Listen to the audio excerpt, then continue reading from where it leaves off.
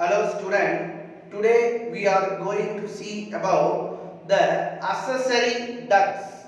So in the previous class we are seeing about the primary male reproductive organ. Today we are going to see about the accessory gland. Accessory duct.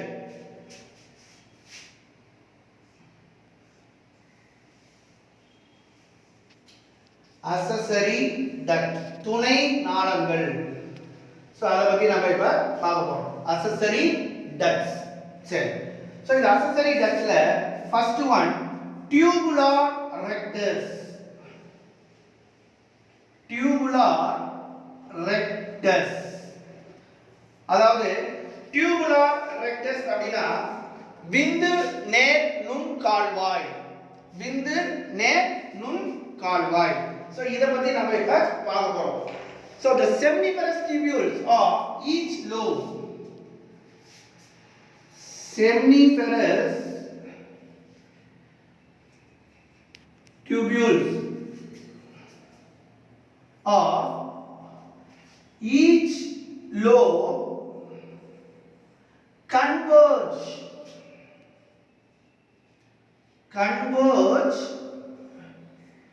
to form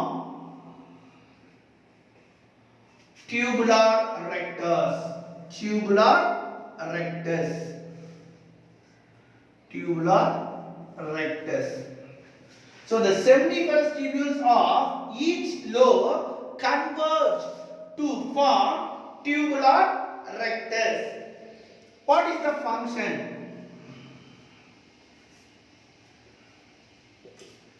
It converts the sperm. It converts the sperm into reed testes. It converts the sperm into reed testes.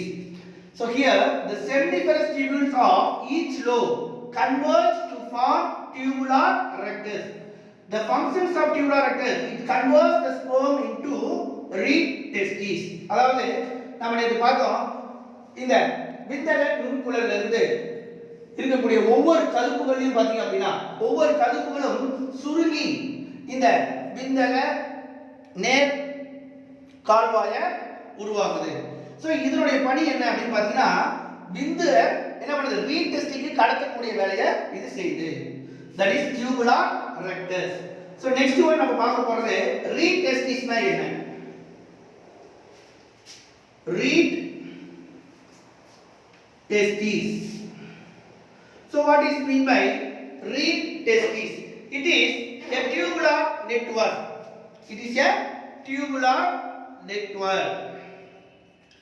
It is a tubular network. It is located in the posterior side of the testes. Posterior side of the testes. What is the function?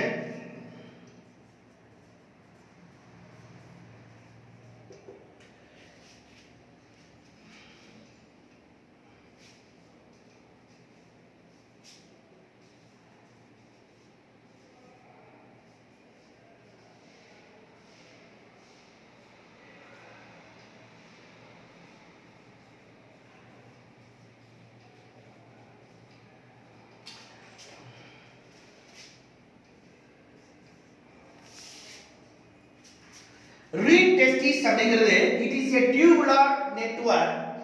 It is located in the posterior side of the testis. இதோட function என்ன அப்படினு பாத்தீங்கன்னா it leads the sperm from seminiferous tubule to vasa differentium. அதாவது இந்த reed testis னா தமிழ்ல reed testis தான் சொல்றாங்க. இது வந்து பாத்தீங்க அப்படினா ஒரு வலை பின்னலால ஆன ஒரு குழல். இது எந்த இடத்துல அமைஞ்சிருக்கு அப்படினு பாத்தீங்கன்னா டெஸ்டிஸ் உடைய பின்புறத்துல, அதாவது விந்தகத்துடைய பின்புறத்தில் இது அமைந்துள்ளது. இதனுடைய பணி என்ன அப்படின்னு பாத்தீங்கன்னா விந்தக நுண்குழல்ல இருந்து அந்த விந்து செல்களை விந்து நுண் நாளத்துக்கு எடுத்து செல்லக்கூடிய வேலையை இது செய்யுது. சோ இது எந்த இடத்துல இருக்கு அப்படின்னு பாத்தீங்கன்னா கவனிங்க. சோ இதுதான் ரீட் டெஸ்டிஸ். இதுதான் ரீட் டெஸ்டிஸ். சோ இந்த செமினிஃபரஸ் டியூபுல இருந்து ஸ்பெர்ம இங்க இத எடுத்துட்டு போகுது இந்த ரீட் டெஸ்டிஸ். அதாவது இங்க செமினிஃபரஸ் டியூபுல இருக்கக்கூடிய ஸ்பெர்ம்ஸ் எங்க கொண்டு போகுது அப்படின்னு பாத்தீங்கன்னா இந்த இது வந்து பாத்தீங்க அப்படின்னா இது வாச எஃபரன்ஸ் விந்தக நுண்குழல் அப்படின்னு பேர். சோ இந்த இங்க இதுதான் ரீட் டெஸ்டிஸ். இந்த கிரீன் கலர்ல இருக்கிறதா ரீட் டெஸ்டிஸ். சோ செமினிஃபரஸ் டியூபுல இருந்து ஸ்பெர்ம இந்த வாச டிஃபரன்ஸ்க்கு எடுத்துட்டு போகக்கூடிய வேலையை இது செய்யுது இந்த read testis. Okay, next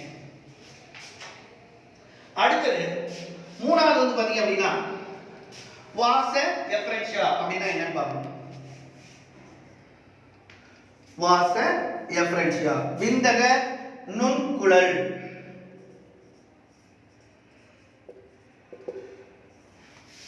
So the sperm leaves, அதாவது ரீட் டெஸ்டிஸ்ல இருந்து ஸ்பெர்ம்ஸ் வந்து வாச எஃபரன்ஷியா வழியா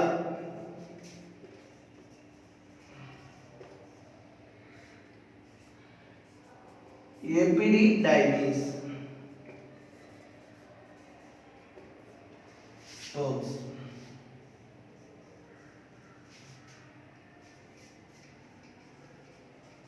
அதாவது the sperm leaves from red testis to epididymitis through vasa efferentia.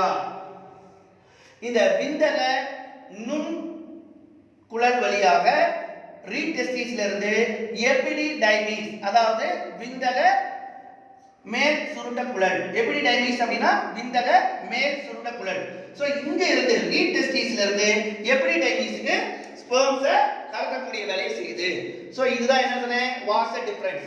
So இது வந்து பாத்தீங்க அப்படினா எபிடிடைமிஸ் அதாவது விந்தக மேல் சுருண்ட குழல். விந்தக மேல் சுருண்ட குழல் இதுதான் எபிடிடைமிஸ். சோ இப்போ இந்த ரீட் டெஸ்டிஸ்ல இருந்து எபிடிடைமிஸ்க்கு இந்த ஸ்பெர்ம்ஸ் வந்து வாச எஃபரன்ஷியா வழியா எடுத்து செல்லப்படுது. சோ அதான் நம்ம அடுத்து நம்ம பார்க்க போறது இந்த எபிடிடைமிஸ் என்ற அப்படினா என்ன அப்படிங்கறத பார்க்க போறோம்.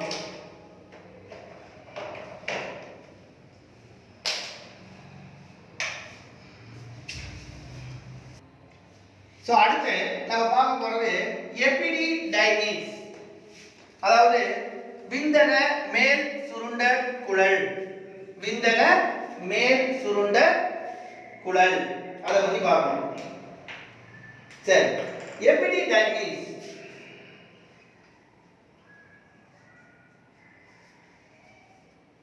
எபிடிடைமிஸ் விந்தக மேல் சுருண்ட குழல். So it is highly coiled tube. So epididymis is a highly coiled tube. It consists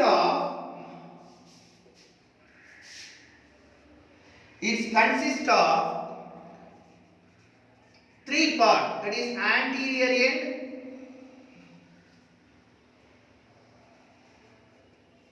middle part and posterior end. Posterior end. So this anterior end is called carpet epididymis. Carpet. This middle part is called corpus epididymis. Corpus epididymis. This posterior end cauda epididymis. அதாவது கவனி இதுல it is highly coiled tube. It consists of anterior end. This anterior end is called carpet epididymis and the middle part is called corpus epididymis and the posterior end is called cauda epididymis. இது மிக சுருண்ட குழல். So highly coiled tube அப்படினா அதிகமாக மிக சுருண்ட குழல். இதுல மூன்று பகுதி இருக்குது. முன்பகுதி, நடுப்பகுதி, பின்பகுதி. சோ முன்பகுதி என்னன்னு சொல்லிருக்காங்க அப்படி பாத்தீங்கன்னா எபிடிடைமிஸ் உடைய தலைப்பகுதி, அதாவது விந்தக மேல் சுண்டக்குழலுடைய தலைப்பகுதி. கார்பஸ் அப்படினா இந்த நடுப்பகுதி வந்து பாத்தீங்க அப்படினா உடல் பகுதி. போஸ்டீரியர் எண்ட் அப்படினா பின்பகுதி. சோ இது என்னன்னு சொல்றாங்க அப்படினா காடா எபிடிடைமிஸ், அதாவது வால் பகுதி அப்படி சொல்றாங்க. கவனிங்க, இப்ப இதுல மூணு பகுதி இருக்கு.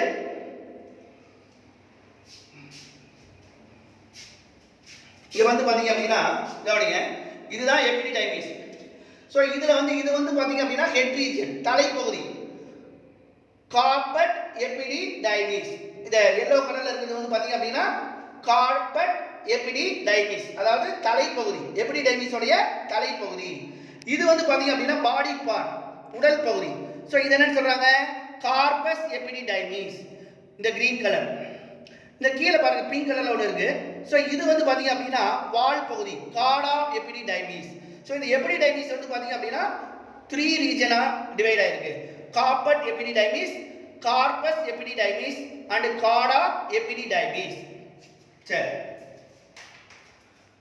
இங்க வந்து பாருங்க அப்படினா இந்த எபிடிடைமிஸ்ல it is lined by, so this layer is lined by, this layer is lined by pseudo stratified columnar epithelial cell. So இந்த எபிடிடைமிஸ் உடைய ஒட்டிய பகுதி இது உள்ள வந்து பாத்தீங்கன்னா எதால ஆனது அப்படி பாத்தீங்கன்னா pseudo stratified columnar epithelial cell. அதாவது pseudo அப்படினா போலி அடுக்கு, stratified அப்படினா அடுக்கு, போலி அடுக்கு தூண் வடிவ, columnar அப்படினா தூண் வடிவ எபிதீலிய செல்களால் ஆனது. சோ இதனுடைய உட்பகுதியில வந்து பாத்தீங்க அப்படினா இதுல ஒட்டிய பகுதி, இந்த எபிடிடைமிஸ் சுத்தி ஒட்டிய பகுதியை வந்து பாத்தீங்க அப்படினா it is made up of epithelial cell. What type of epithelial cell? Pseudo stratified columnar epithelial cell, அதாவது போலி அடுக்கு தூண் வடிவ எபிதீலிய செல்கள். சோ எபிடிடைமிஸ் அப்படிங்கிறது விந்தக மேல் சுண்டக்குழல். இது வந்து பாத்தீங்க அப்படினா it is highly coilative, அதிகமாக சுருண்டு காணப்படும். அடுத்து இதுல மூணு பகுதி இருக்கு. முன் பகுதி வந்து பாத்தீங்கன்னா எபிடிடைமிஸ் உடைய தலைப்பகுதி, that is head region of epididymis, carpet epididymis. Middle part வந்து பாத்தீங்க அப்படினா கார்பஸ் எபிடிடைமிஸ், அதாவது உடல் எபிடிடைமிஸ். மூணாவது வந்து பாத்தீங்க அப்படினா போஸ்டீரியர் எண்ட், அதாவது பின் பகுதி வந்து பாத்தீங்க அப்படினா வால் பகுதி, எபிடிடைமிஸ் உடைய வால் பகுதி அப்படி சொல்லிருக்காங்க. இந்த எந்த செல்லால் ஆனது, இது ஒட்டிய, அதாவது இது உள்ளார பாத்தீங்கன்னா இது ஒட்டிய மாதிரி என்ன செல் இருக்கு அப்படி பாத்தீங்கன்னா pseudo stratified columnar epithelial cell, போலி அடுக்கு தூண் வடிவ எபிதீலிய செல்கள். இப்போ இந்த எபிடிடைமிஸ் உடைய ஃபங்க்ஷன் என்ன அப்படி பார்த்தோம்னா, what is the functions of epididymis? It temporarily store the sperms. It temporarily store the sperms. ஒண்ணு. இரண்டாவது ஃபங்க்ஷன் வந்து பாத்தீங்க அப்படினா it produce essential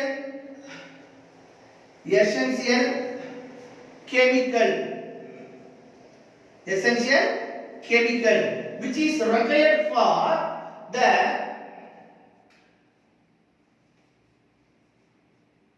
nourishment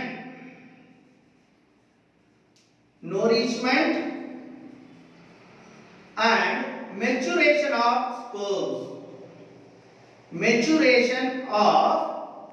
sperm. Third function, it undergo, these epididymis undergo physiological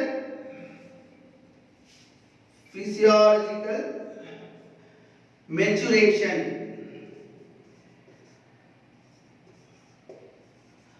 and get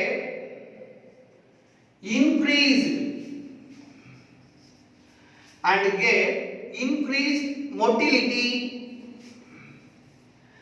and fertility. Motility and fertility. அதாவது இதோட function வந்து பாத்தீங்க அப்படினா it temporarily store the sperm. This epididymis temporarily store the sperm. தற்காலிகமாக விந்து செல்களை சேகரிக்கக்கூடிய வேலையை இந்த விந்தக மேல் சுருண்டக்குழல் செய்யுது. இது சில அவசியமான வேதிப்பொருளை உற்பத்தி செய்யுது. இந்த அவசியமான வேதிப்பொருள் என்ன பண்ணுது அப்படின்னு பாத்தீங்கன்னா இந்த விந்து செல்லுடைய உணவூட்டத்துக்கும் அது முதிர்வடைவதற்கும் உதவியா இருக்கு.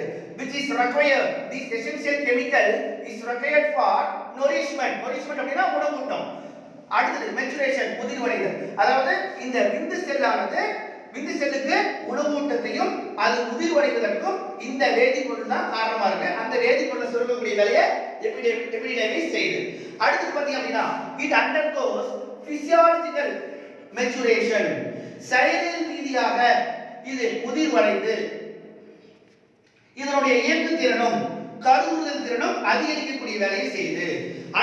it undergoes physiological maturation. அதாவது உடல் செயலியல் ரீதியாக முதிர்வடைந்து இந்த விந்து செல்லானது அதாவது இயக்கு திறனையும் இதனுடைய கருவுறுதல் திறனையும் அதிகரிக்கக்கூடிய வேலையை செய்யுது.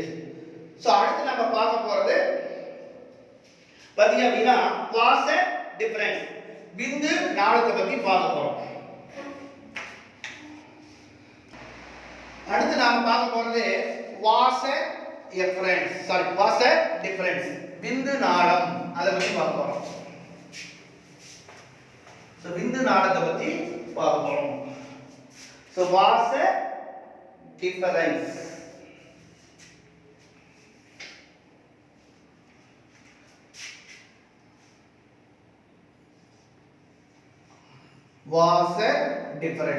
விந்து நாளம் vasa difference. So this vasa difference is a straight tube. It is a straight tube of about 45 centimeter. 45 centimeter. It originates from or it arises from chorda epididymis.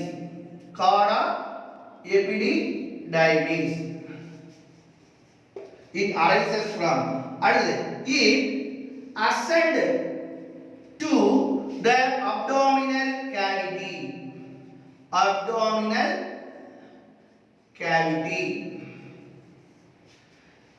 It pass over from the urinary bladder and finally it enters into the ejaculatory duct. Next, most of the sperms are stored in vasa difference.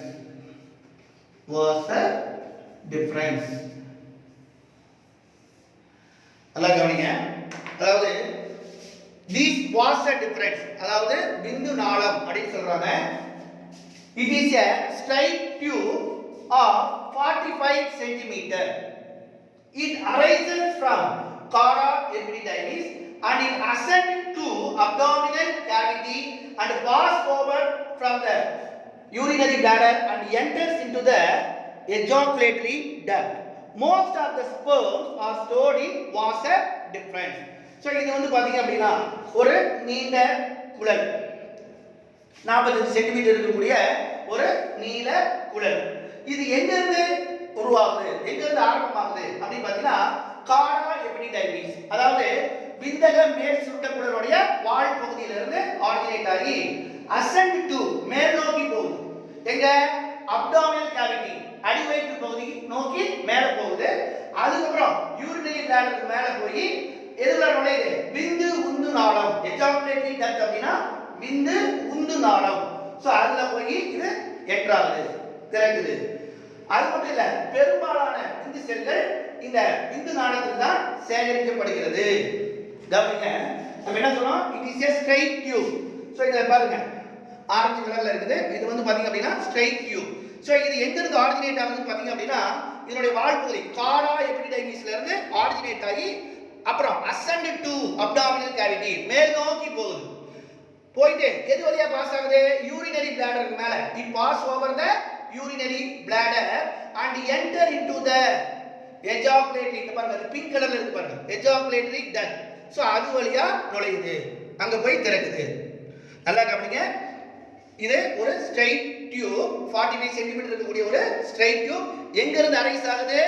காடா எபிடிடைமிஸ். காடா எபிடிடைமிஸ் அதாவது மேல் விந்தக மேல் சுருண்ட குழலுடைய வால் பகுதியிலிருந்து ஆரம்பமாகி மேல் நோக்கி போகுது. ascend to abdominal cavity அடிவயிற்று பகுதியை நோக்கி மேல போகுது. அப்படி மேல போய் எது வழியா போகுது? It pass over the urinary bladder. Urinary பிளாடருக்கு மேல போயிட்டு எங்க என்டர் ஆகுது? எஜாகுலேட்டரி டக்ட் விந்து உந்து நாளம். சோ அடுத்து நம்ம பார்க்க போறது எஜாகுலேட்டரி டக்ட்னா என்ன அப்படின்னு பார்க்கணும். கவனிங்க, எஜாகுலேட்டரி டக்ட் விந்து உந்து நாளம். இது ஒண்ணும் இல்ல, it is the union of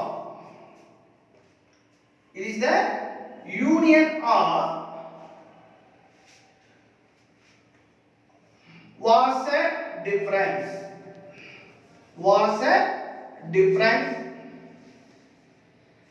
plus the duct of seminal vesicle.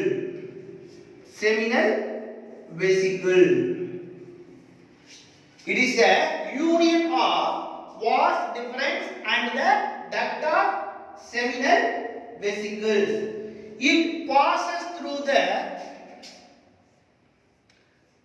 It passes through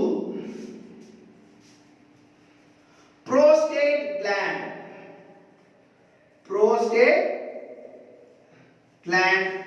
and enter into the urethra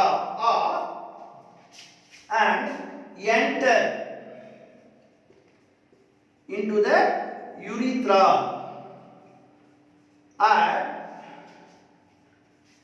seminal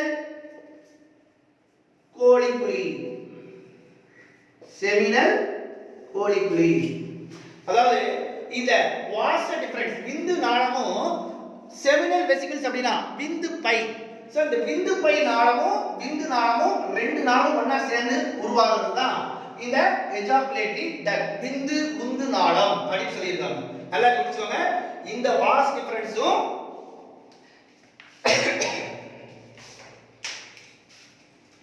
கவனிங்க.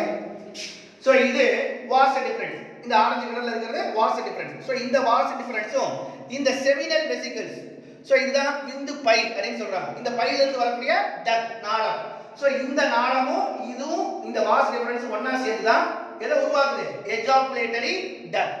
So it forms the union of vas deferens and the duct of seminal vesicles. So it passes through the prostate gland. So இதுதான் என்ன சொல்றாங்க? prostate gland. பாருங்க, prostate gland. So இந்த prostate gland வழியா உள்ளார நுழையுது and enter into the urethra. So இந்த pink கலர்ல இருக்குது எல்லாமே ஃபுல்லாவே பாத்தீங்க அப்படினா urethra. So இதுதான் இங்க இருந்து ஆரம்பமாகும். So urethra இங்க இருந்து இது வரைக்கும் அப்படியே ஆரம்பமாகும். So இதுதான் urethra. கவனி. So அதான் கொடுத்திருக்காங்க. Ejaculatory duct, that is union of vas deferens and the duct of seminal vesicles. It passes through prostate gland. prostate சுருக்கு வழியா நுழையுது. நுழைஞ்சு எங்க போகுது? and enter into the urethra. urethraல போய் திறக்குது. urethra அப்படினா சிறுநீர் வடிகுழாய். So சிறுநீர் வடிகுழாயில போய் இது திறக்கப்படுது. அது சிறுநீர் வடிகுழாயில எந்த இடத்துல? seminal vesicle, colliculi, seminal colliculi. அதாவது விந்தக திசு புடைப்பு அப்படி சொல்றாங்க. சோ colliculi அப்படினா திசு புடைப்பு. சோ விந்தக விந்தக திசு படைப்பு யூரித்ரால இருக்கு, சிறுநீர் வடி குழாயில. சோ அந்த பகுதியில போய் இது திறக்குது. சோ அடுத்து நம்ம பார்க்க போறது யூரித்ரா. நெக்ஸ்ட் நம்ம பார்க்க போறது யூரித்ரா, சிறுநீர் வடி குழாய்.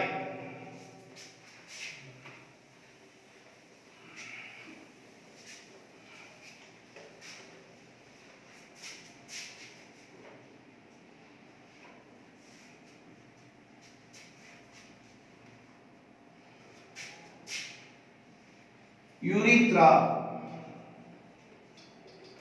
சிறுநீர் வடி குழாய். So it is the terminal part of the male reproductive system. Terminal part of the male reproductive system. Male reproductive system. It conveys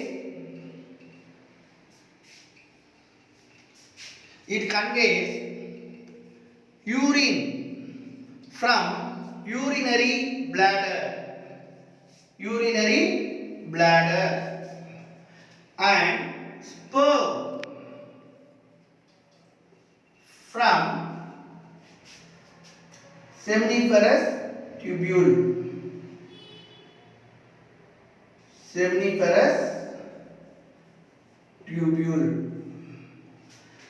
It is the terminal part of male reproductive system. It converts the urine from urinary bladder and sperm from seminiferous tubule சொல்லலாம் அல்லது vas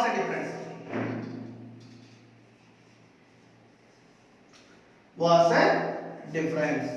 Says it is also called, this urethra is also called urinogenital.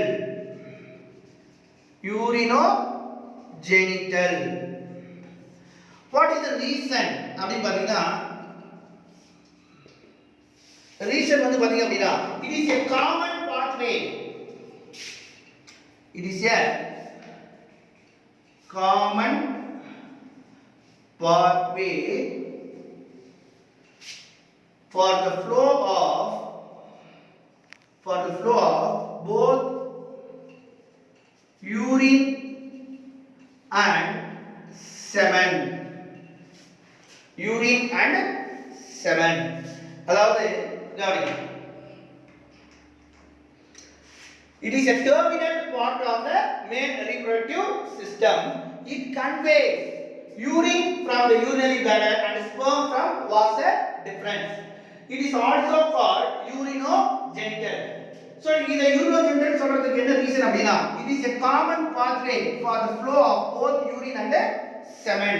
So ஆண் இனப்பெருக்க தொகுப்புடைய முடிவு பகுதி அப்படி சொல்றாங்க. சிறுநீர் வடிகுழாய என்ன சொல்றாங்க, ஆண் இனப்பெருக்க தொகுப்புடைய முடிவு பகுதி. that is terminal part of the male reproductive system.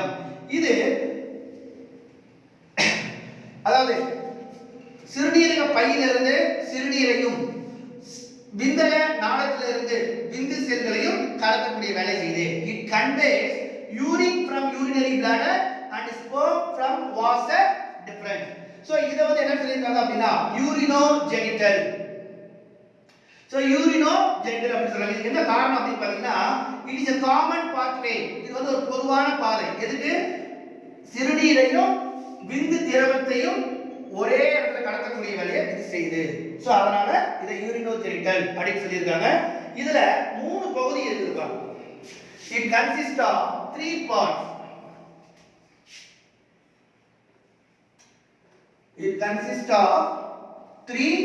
parts. So first one, short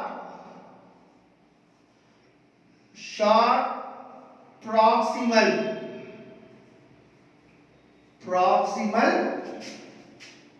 prostatic urethra,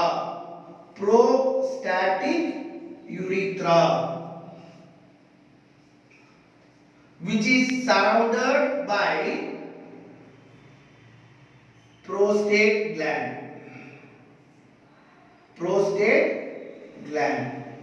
One. ரெண்டாவது very short middle membranous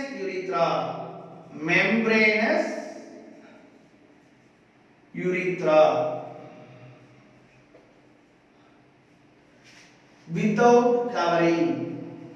without covering and the last one a very long distal penile urethra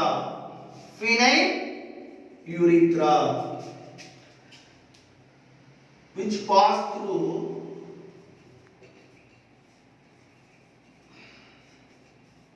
penis. So it consists of three parts. That is urethra consists of three parts. சிறுநீர் வடிகுழாய் மூன்று பகுதியாக பிரிக்கப்பட்டிருக்கு. So short மிக குறுகிய proximal prostatic urethra. So prostatic urethra அப்படினா சிறுநீர் வரிகைக்கு அண்மையில் காணப்படக்கூடிய சிறுநீர் வரி குழாய். புரியுதா? So இது என்ன சொல்றாங்க? Proximal prostatic urethra which is surrounded by prostate gland. So prostate சுரப்பி சூழ்ந்து காணப்படும் இந்த urethra இந்த சிறுநீர் வடிகுழாய் பகுதி. சரியா? அடுத்து very short middle மைய பகுதி membranous urethra. So படல சிறுநீர் வடிகுழாய். So இது without covering. இது சூழ்ந்து எதுமே இருக்காது. இத சுத்தி எதுமே இருக்காது without covering. மூணாவது பகுதி வந்து பாத்தீங்கன்னா a long distal penile urethra. So prostatic urethra, membranous urethra and penile urethra. So மூணு பகுதியா பிரிக்கப்பட்டிருக்கு. Prostatic urethra first one, second one membranous urethra, third one penile urethra. So penile urethra